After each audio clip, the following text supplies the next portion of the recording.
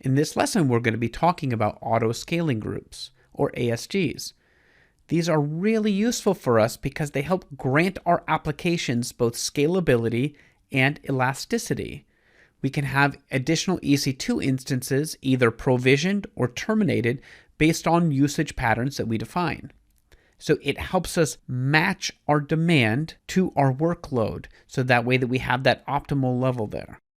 We want to maintain that optimal compute capacity based on the settings that we define, because if we under-allocate capacity, then that will cause performance problems where we don't have enough EC2 instances in order to respond to the demand that we currently have.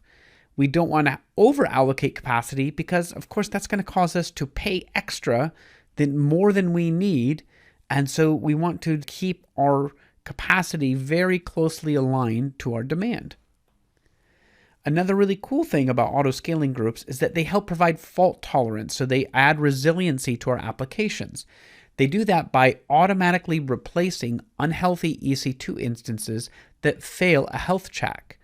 So let's see how auto-scaling groups look. When we have a normal demand for this particular auto-scaling groups, you can see we have 4 T2 micro EC2 instances. So then we have what's called a scaling event, and there are a few different ways, and we'll go over how these scaling events work in the next few slides. But the way that scaling events work is they can adjust the size of our auto-scaling group to match demand. So if we have lower demand, we can maybe just have 2 T2 micro instances that are serving that same application. But then if we have another scaling event and we have higher demand, we can scale that group out to have a higher number of EC2 instances. So that's going to be how that works. With auto-scaling group scaling settings, we can have it be manual. So this is basically just sets the auto-scaling group size to a target number of instances that we defined. If one of the EC2 instances fails a health check, it's going to be replaced by a new instance. So this really just helps us maintain a constant static level of workload. We then have dynamic scaling settings, and there's a few different types of dynamic scaling settings.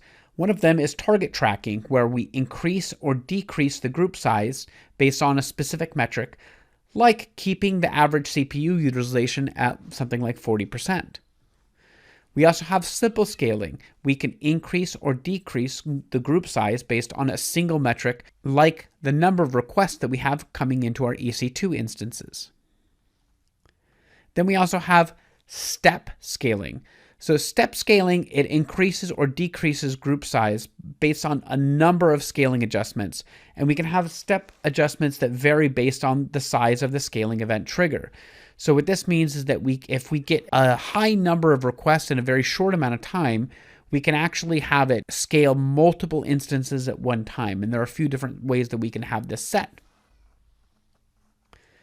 Then we have schedule. So we can set a schedule based on load changes. So if we know that we have a lot of customers that we have them start using our application at about 6 p.m. on a Friday, we can set a policy to increase the capacity at 5:30, so that way that our application is going to be ready for that increased workload. We also have predictive, where this is going to be using machine learning in order to predict the workload based on patterns of past usage. So this is going to work well with predictable cyclical traffic like evening and weekend usage. It also can work well with reoccurring behavior, like if we have batch processing every night or something like that.